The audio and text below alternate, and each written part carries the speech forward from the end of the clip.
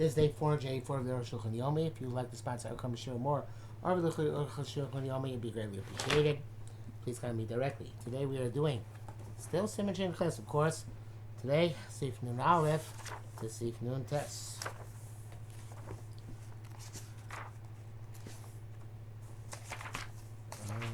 Nun Aleph. Atamos sharoyim leklovim. If you have bones which are suitable for dogs, I feel the sparkling of basar b'Shabbos, even if they were separated from the bones on Shabbos, mutar lavim b'yadam me'ashulchan, you can remove them with your hands from the table. Then muktzim, and muktzim came to him leklovim. It says it's suitable for dogs.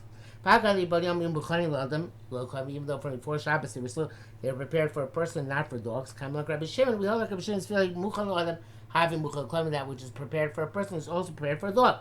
What about Nolad? Nolad mutar b'Shabbos. We already learned Nolad is not a problem on Shabbos. Which Klan was Sivav. Remes among this feeling Nolad also, according to the opinion that holds it, Nolad is also, in fact, also in Litaltel. You would not be allowed to move them. I've learned Nolad mutar, but we hold like Nolad is permissible. Kadas Rova poskim, like the opinion of most poskim. Similarly, shells which are suitable for animals to eat. Scalpel with Shabbos, even if they were shelled on Shabbos. But then Pirum Shem Bem Kazayis, and so too crumbs which you want to have a Kazayis. Even though they Mustam are omid for Machal Behema, that's their purpose. You're allowed to move them on the table. It's almost crushing, but what about hard bones? Shane William McClellan, which are not suitable for dogs. I'm not sure, I think dogs chew on any bone, but whatever. Clipping, Shane William Machal Behema, or shells which are not suitable for animals to eat. Such as the shells of nuts and almonds, ubeitzim and eggs, etc. Also, you're not allowed to move them directly. You can shake off the entire table. And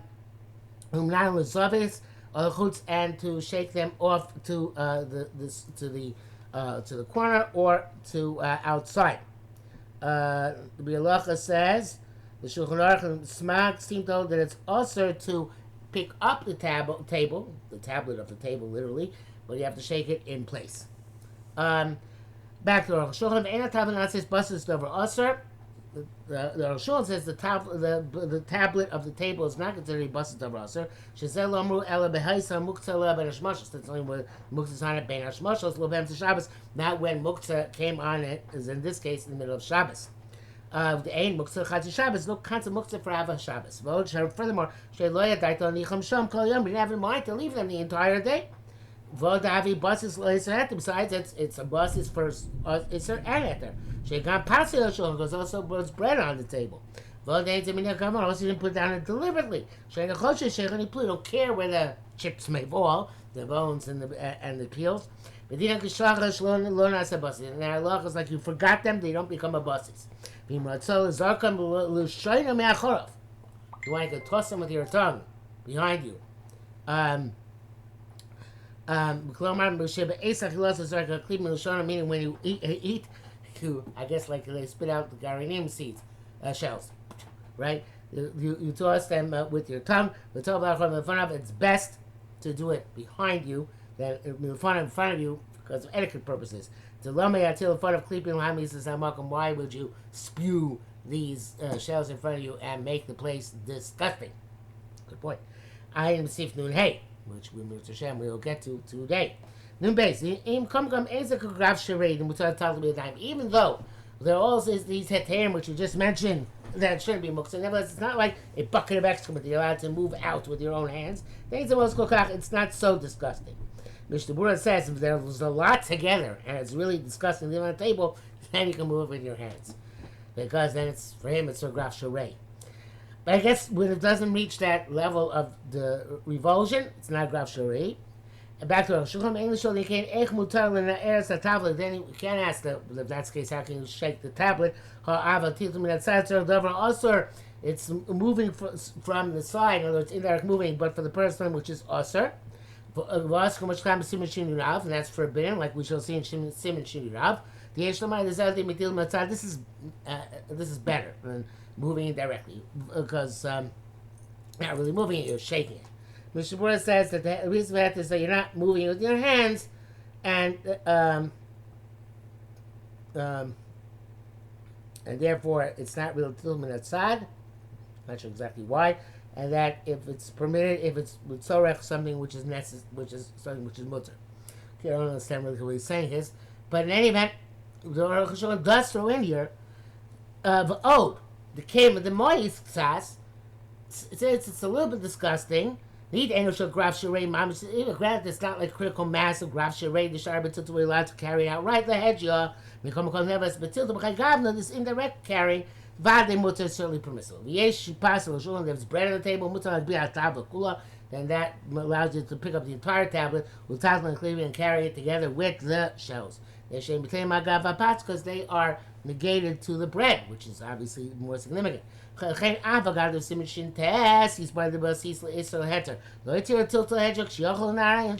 Even though we're going to find out, then when it's saying is a basis l'davar asar and davar mutar, you're not allowed to carry it outright if you can shake off the prohibited muktzeh. Nevertheless, kind of theory they allowed him to shame between lapas because everything is subordinate to the bread.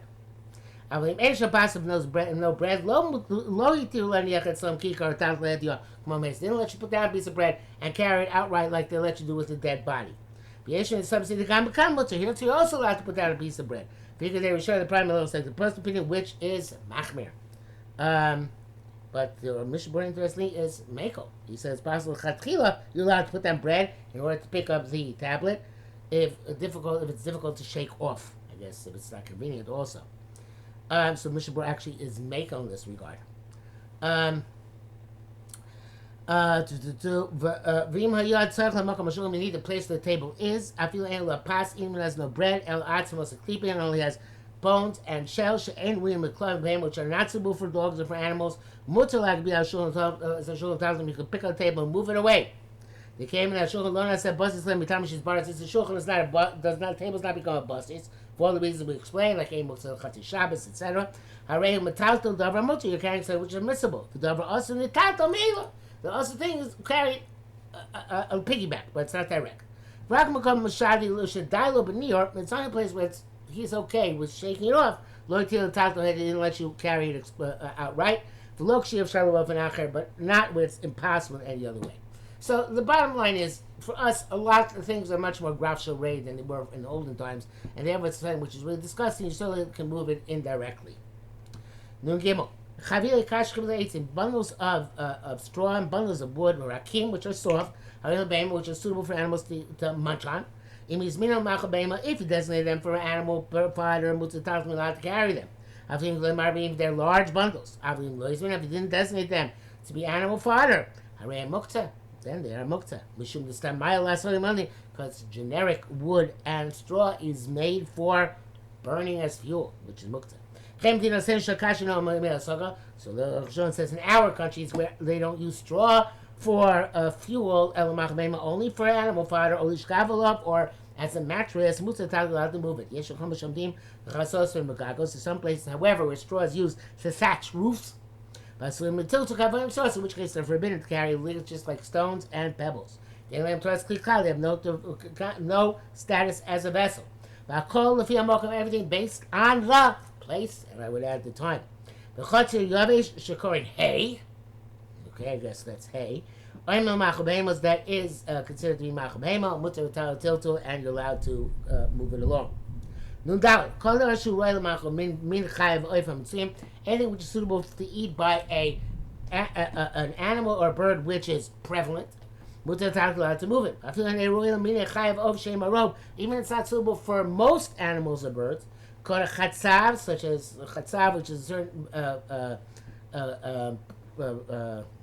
product, shein oil chatzvaim, which is only suitable for deer, v'chardal and mustard shein oil yonim, which is only suitable for doves. Mutar tatla makum chatzvaim yonim mutulim. You're allowed to carry them where they're deer and doves prevalent. A place where people grow them, they cultivate them, the deer and the doves, and they're accustomed to do so. But not in a place where only noblemen keep these animals. That's to be still exotic. So which is only suitable for birds and animals which are not prevalent in that city. If you yourself have one of those animals or birds, and for you allowed to carry the food which is suitable for them. Milav, if not usher, can usher taltal atomas makom she'ain klov mitzuyin. Therefore, not allowed to carry bones in a place where dogs are not prevalent. Called im shobes b'sodeh, such as if you're spending Shabbos in a field, or in molon shein bo keleb, or in a hotel where no dogs are allowed. Benches parking in Abbas of Shabbos, regardless of whether they were separated from the meat before Shabbos. Benches parking Shabbos are separated from the meat on Shabbos. The Zelbat someone Sarakin, that's by soft bones. Avakashin, but hard bones also become makom. They're forbidden no matter where. They muksin gemorning kavav, like we said before, because evidently there's some bones which are not so even for dogs. They muksin gemorning kavav, they are absolute muksa like stones and pebbles. Nun hey, garinate marim, date pits. The Makoma Shadakim Lachim Behemos, in places where people feed them to animals, Mutzah Taltam, you're allowed to carry them. Makoma Kanadas Arukh HaShulchan Lachim Yatzor Shlo Taltam El Derech Shinui. But a chush of a person is already thinking in the Gemara about Shmuel, I forget who it is. If you're a chush of a person, a VIP, you have to make yourself not to carry them directly El Derech Shinui, but in a not normal manner. Put them next to a piece of bread. Or Shai Davra Mutzah, or somebody else's Mutzah, but till to move, you tap them yachid and move them together. Because many places they don't feed date pits to animals. So everybody should be machmir them even in places where they do feed them to animals. And any shells, any peels or shells that you're not suitable for animal, eat the food, toss it with your tongue behind you, but not with your hands. Also, don't toss them with your tongue in front of you. You smoke. Why? What would be your nefarious plot if you're doing that? If you smoke, be a daito that you would rely on your intent. Shekshitsabtsu harbe lefonov. That when many of them are in front of him, the yebein of kagrav shrei is going to become a grav shrei. V'yamutu lotzim yadayim. Oh, you're going to split money there in front of you, and that's going to become shrei. If you also says grav shrei lechatchili, you're not allowed to deliberately go and make grav shrei. And also, not everything we consider grav shrei.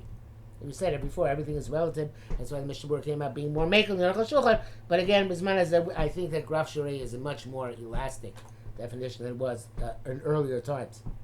Nunvav, Kasaram Perchavav, the Nuzain, Aim Attack Shiva, you can carry broken piece of glass. Even though they're food for ostriches. I guess they help them to digest their food. Velo Chavil and not bundles of vines. Even though if elephants eat them. Velo Saluf, whatever that is, even though ravens eat them. Because these types of species are not prevalent by most people. So if you have those types of species, then you can take whatever suit for those species. Such as you raising them for work, or yofi, or for let's say a zoo of some sort. You're not allowed to graze elephants and such like in order to kill them and sell the meat. Why? You're not allowed to make a business out of marketing something which is forbidden to eat. Nun Zayin. You can carry, the Rambam writes, you can carry a bloated meat, which is rancid or rotten, because the animals eat them. You can carry raw meat, whether it's salted or not, because the press can eat it. And so too salted fish. But bland fish, also so you can't carry it. But that's where animals are not prevalent. Also you can't carry this rotten meat. No, even rotten meat, dogs will eat. Dogs are prevalent all over. They're allowed to carry it. And some are using Lashon Gemara, which isn't assuming that dogs are not so prevalent. But what about why they seem to be more lenient? I'm sorry.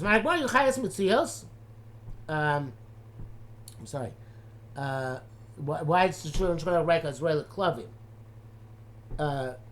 He says on this.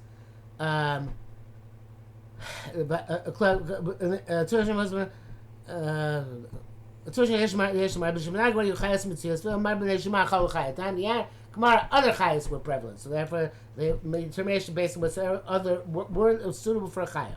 So low, you would say, there weren't other chayos so prevalent, and therefore the benchmark became dogs. And Sham doesn't seem to be the language of the Gemara. The fuach eina masriach. But the Gemara, regardless, Taisa says the fuach is not rotten. Elubasar tafel, it's bland. In which case, rotten meat wouldn't be allowed to carry. And Sham, the tzarchin, it's not clear. Nunches, gamish question about basar chai tov and neshur elad. Most of that which you wrote that if it's non-salted meat, it's okay because a human being can eat it. If it can't yosek, yesh ten, but this is astonishing. Gemara Sham Amru dezeh dafka b'ar avzot, specifically talking about a goose. V'lo b'shar basar, not other meat. Ayin Sham. Therefore, the Torah writes the reason why it's okay. It's not because a person can eat it, but because animals can eat it. Even though the meat is designated for human beings. We already learned that we all have a shim, that which is prepared for a human being is also prepared for a dog. But those that say that's when you intend to give it the dog. Like when the animal died. Have a bus of tafel, but if it's unsalted meat, which you can still salt, you're not going to give it to dogs. You can't have shimon muktzah. In that case, even kind of shimon should be muktzah. The Arukh HaShulchan says, I don't see any compelling reason to say this. Are we compelled? Do we compel somebody to give the food to dogs? Obviously not. The very fact that it's suitable for dogs, that in of itself makes it not muktzah. It's kind of like a miko. Brisa sheviu, I saw that they brought down Girsos Acheres B'Gemara, different Girsos Gemara being in Zeh. We can't eat Shalom Amor Beer B'Kavna, so again, know precisely what's going on here. Mil Dina, but regardless, L'Aloch L'Maisa. The Didan for us, Kol Basar Chai Muktzah, any raw meat is muktzah. They ain't on Ochlim Basar Chai Klau, we don't eat any raw meat. Afilu Bar Avza, even the gooses. Mishra disagrees with this as well. Selene says that there are people who do eat raw meat. I believe it's called steak tartare. And some say that that's only by a soft meat, such as a dove or a goose, but other Acharim argue on this and say it's by all meat. And therefore, Malkam Chak, you can lie on him and kill him. So here we have another case which the Mishnah is more lenient than the Arukh HaShulchan. But he says, Arukh HaShulchan says himself, that people don't eat this, they're not giving it to dogs, because they want to keep the meat for human beings. As far as the custom about marva, rush. A raw egg which was laid yesterday. It's not muktzah. The common eldem people do drink raw eggs, especially chazanim. V'shuman tzonin chai and raw cold fat. So people else don't eat it. V'avim muktzah. V'ein Yehudi shorag beim of Shabbos of non-Jew killed an animal on Shabbos mutzah betil too. You're allowed to carry it. V'ochein maksim idaito klum. You're not. I'm not sure exactly why. But you're not boxer. You don't push aside anything at all. I guess if a non-Jew kills it, so it's obviously meant for dogs, and you never eliminate it from the purpose of dogs. Not clear to me. Nuntes, switching subjects. Kamea, an amulet. Even though you can't wear it even out to a nevertheless, ain't a muktzah muteres petilto. It's not muktzah, you're allowed to move it. For time near reason seems shari b'bayis v'chotzer. In a house or courtyard, Yitzhak says so. Nobody's going to stop him carrying a house or a courtyard. Yes, you should not if you look harmless, and those are permitted even to wear in the Rishusharim D'Rabbanan. Feel me shows, and even those that forbid that, in the courtyard and house is permitted. The ain't exor shemi yitzim b'Rishusharabim, and we don't make a decree less go to Rishusharabim. The ain't exor there, but double shum machzik refuah. You don't make such a decree in something which could be used, I guess, for healing purposes. It's very distant from true muktzah. Shiddush coming in full mutar by tatuk should serve the mechol, and it's clear that any type of healing substance a healthy person can carry it if he needs to give it to a sick person. Mishnah Bura says here also he's meiko with the kameh is not muktzah. He has in Shulchan Atzei Shitim writes that is talking about stam kameh where they didn't check it and it's not yet hasn't yet been proven to be effective. But They haven't checked. Never hasn't been proved to be effective. But a kameh, which is definitely not effective, then you're not allowed to take it even to a caramelist, which obviously it's I don't know if it's still muktzah. It doesn't say it's still muktzah, but you for sure can't carry caramelist because it's not effective.